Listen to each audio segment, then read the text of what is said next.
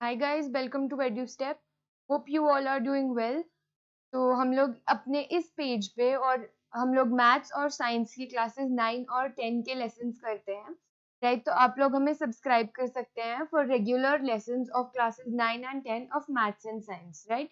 तो अभी तक हम लोग दो चैप्टर्स फिनिश कर चुके हैं। फर्स्ट है पॉलिनोमियल्स मैथ्स में, polynomials, and the second his lines and angles. ठीक है, तो इन दोनों लेसन्स के जो कोर्सेज हैं, जो वीडियोस हैं, वो आपको एड्यूस्टेप पे मिल जाएंगे। तो एड्यूस्टेप को फॉलो करें ताकि आपको मैथ्स और साइंस का कंप्लीट सिलेबस की असिस्टेंस मिल सके। ठीक है, तो ये दो चैप्टर्स हम लोग अभी तक खत्म कर चुके हैं। हमारा थर्ड टॉपिक जो हम लोग आज करने वाले हैं वो है चैप्टर 7, जो है ट्रायंगल्स, राइट। तो ट्रायंगल्स की कुछ थोड़ी बहुत इंफॉर्मेशन हमें लाइंस एंड एंगल्स में मिली थी, और लाइंस एंड एंगल्स में हमने थोड़ा बहुत ट्रायंगल्स के साथ में डील किया था, राइट। तो अगर आपने पिछला लेसन जो लाइंस एंड एंगल्स के ऊपर बेस्ड है, अगर वो लेसन आपने नहीं व्यू किए हैं तो उनको कर लो, तो आपको जो ये वाला चैप्टर है वो बेटर उसकी अंडरस्टैंडिंग मिलेगी, राइट। तो चैप्टर 7 ट्रायंगल्स। अब हमें कुछ इंफॉर्मेशन है ट्रायंगल्स के बारे में।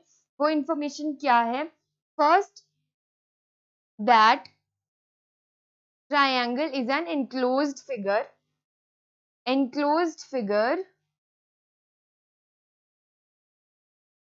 with three sides, three angles and three vertices, right। तो हमारे एक ट्रायंगल में, जैसे ये हमारा ट्रायंगल है, जस्ट अ सेकेंड, थोड़ा डी शेप हो गया इसको, राइट। तो हमारा जैसे ये एक ट्रायंगल है, इसमें थ्री साइड्स हैं, राइट। तो इसको अगर हम नेम करें तो इसकी थ्री साइड्स कौन सी हो जाएंगी? A B, B C and C A. ये हो गई थ्री साइड्स, है ना। और एंगल्स कौन से हो जाएंगे हमारे? एंगल्स हैं angle C A B, angle A B C और एंगल ए सी बी। ये तीन एंगल्स हैं। और वर्टिसेस कौन से हैं हमारे? ए, एक ये वर्टिस है, एक बी, ये, और सी, राइट। ये तीनों हमारे वर्टिसेस हैं। सो a triangle is an enclosed figure which has three sides, three angles and three vertices, right। और हमको क्या पता है ट्रायंगल्स के बारे में पिछले लेसन से, कि the angles of a triangle, sum of angles of a triangle, angle A, angle B plus angle C कितना होता है? 180 डिग्री, है ना। ये इंफॉर्मेशन है हमें ट्रायंगल के बारे में अपने पिछले क्लासेस और पिछले लेसन से, राइट। तो आज हम न्यू टॉपिक जो पढ़ने वाले हैं वो है कॉन्ग्रुएंस ऑफ ट्रायंगल्स। कॉन्ग्रुएंस का मतलब basically this is a synonym of similar. तो कुछ सिमिलर ट्रायंगल्स जो होंगे उनको हम क्या बोलेंगे? Congruent triangle. तो उसकी डेफिनेशन क्या है कि when two or more triangles are of the same dimension and overlap each other, then they are called congruent triangles. This means that that their corresponding sides and angles are equal. Corresponding sides और angles उसकी क्या होंगी? Equal होंगी। तो suppose हमारे ये दो triangles हैं, एक ये और एक ये, ठीक है। सपोज ये दो ट्रायंगल्स हैं, और अगर हम इनको एक दूसरे के ऊपर रखते हैं तो जो ये एक दूसरे को कंप्लीटली ओवरलैप करेंगे। जैसे हमारे हैंड्स हैं, सपोज दोनों हैंड्स को जब हम एक के ऊपर एक रखते हैं तो इनके डायमेंशंस कंप्लीटली इक्वल है और ये एक दूसरे को ओवरलैप कर देते हैं, है ना। तो इसका मतलब क्या है कि हमारे दोनों हैंड्स कॉन्ग्रुएंट है। सिमिलरली ट्रायंगल्स, अगर हम दो या तीन ट्रायंगल्स ले रहे हैं और उनको वन अबव दी अदर रख रहे हैं तो वो एक दूसरे को ओवरलैप करेंगे। तो उनके सारे एंगल्स, जैसे ये हमारा ट्रायंगल है ए बी सी और इसको हम नेम कर लेते हैं डी ई एफ, राइट। तो angle A is going to be equal to angle D, angle B is equal to angle E, angle C is equal to angle F, और sides में A B is equal to C D, B C is equal to E F, और इसको हम एक second side में लिख लेते हैं. I think this is not visible to you guys, just a minute. A B is equal to C D and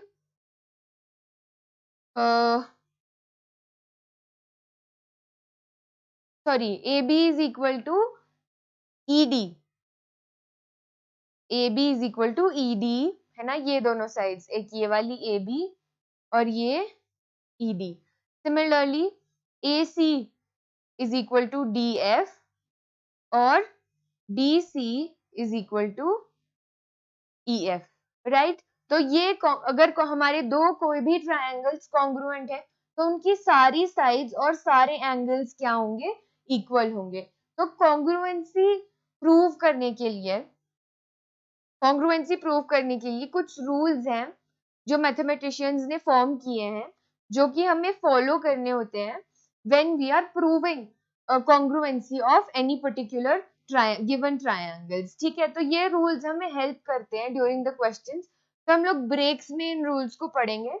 Jin exercises में जो रूल्स एप्लीकेबल है उनको हम पहले पढ़ेंगे और फिर उसके बाद विद एक्सरसाइजेस हम रूल्स के साथ में कंटिन्यू करेंगे. तो फर्स्ट रूल क्या कहता है हमारा, सबसे पहले ये देखो, फर्स्ट रूल है हमारा एस रूल. एस मतलब साइड और ए मतलब एंगल. तो ये रूल हमारा क्या है, side angle side triangle, sorry side angle side rule. तो ये क्या बोल रहा है कि two triangles are congruent if two sides and the including angle, if two sides and the including angle of one triangle are equal to the two sides and including angle of others. ठीक है, तो क्या बोल रहा है कि दो triangles है हमारे पास,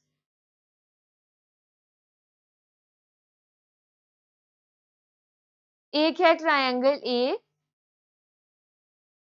बी सी और दूसरा है डी ई एफ. तो ये रूल हमें क्या बोलता है, ये रूल बोलता है कि अगर हमारे कोई भी two side, suppose A B और बी सी इक्वल है डीई और ई एफ के, और एक एंगल जो इन दोनों को इंक्लूड कर रहा है. अब ए बी और बी सी को कौन सा एंगल इंक्लूडेड है इन दोनों साइड्स में, एंगल ए बी सी. और सिमिलर वे में डीई और ई एफ के बीच में कौन सा एंगल इंक्लूडेड है, एंगल डीई एफ.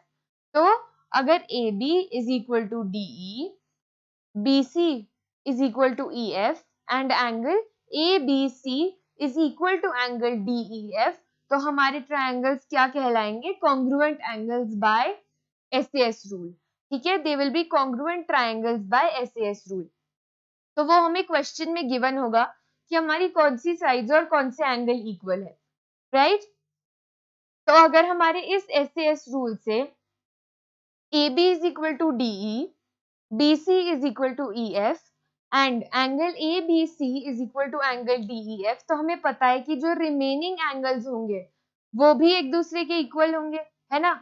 अगर ए बी इक्वल है डीई के, तो जो भी डीई के राइट साइड में, सॉरी लेफ्ट साइड में एंगल होगा और जो ए बी के लेफ्ट साइड में एंगल होगा वो इक्वल होंगे, राइट.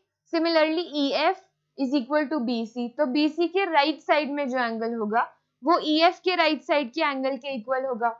ठीक है, और जो रिमेनिंग साइड है, कौन सी साइड बच गई अब हमारी, A C and D F, तो A C is going to be equal to D F, right. तो ये हमारा फर्स्ट रूल हो गया जो है एस रूल, जो क्या बोलता है कि कोई भी दो साइड्स और उसके बीच में जो एंगल फॉर्म हो रहा है अगर वो इक्वल है दोनों ट्रायंगल्स की, तो वो ट्रायंगल्स क्या होंगे, कॉन्ग्रुएंट होंगे, राइट. अब रूल 2 पे मूव करते हैं. वो क्या बोलता है, that two triangles are congruent if two angles and the including side of one triangle is equal to the two angles and the including side of the other. तो ये है एंगल साइड एंगल रूल. ठीक है, angle side angle rule क्या बोलता है कि दो ट्रायंगल्स है हमारे पास.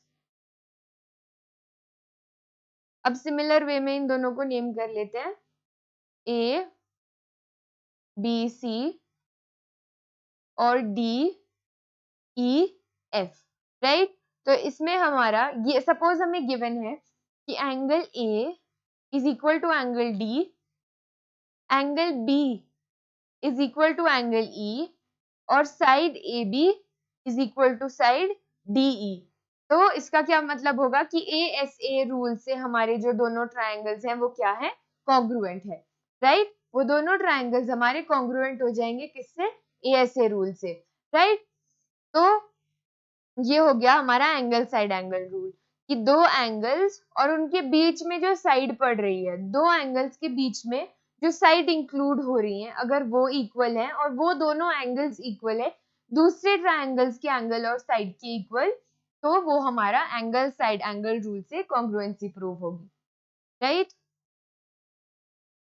फिर थर्ड पे मूव ऑन करते हैं। थर्ड थ्योरम क्या है, थर्ड रूल हमारा क्या है, जो लास्ट रूल है हमारा इस एक्सरसाइज 7.1 के लिए एप्लीकेबल, वो क्या बोलता है कि two triangles are congruent if any two pair of angles and one pair of corresponding sides are equal।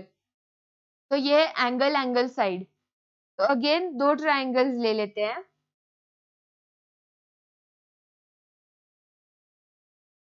दो ट्रायंगल्स ले लिए हमने,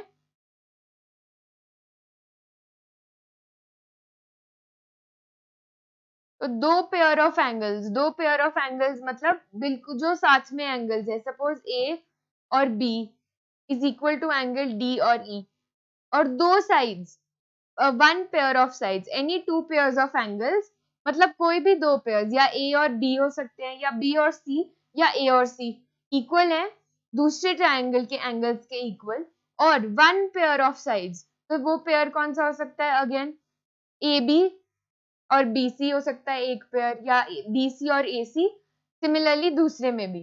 तो कोई भी अगर दो पेयर ऑफ एंगल्स और one pair of corresponding sides equal है, तो वो एंगल एंगल साइड रूल से हमारी ट्रायंगल्स क्या हो जाएंगे,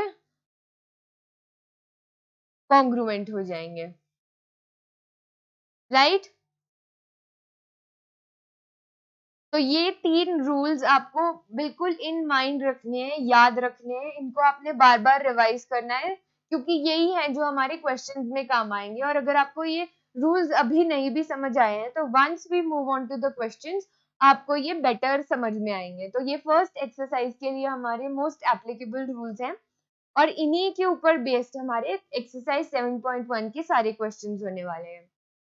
तो जब तक नेक्स्ट लेसन अपलोड नहीं होता है अबाउट द एक्सरसाइज 7.1, तब तक आप इन रूल्स को रिवाइज करते रहें, right, and try to solve the questions of NCERT. So we will meet in the next lesson.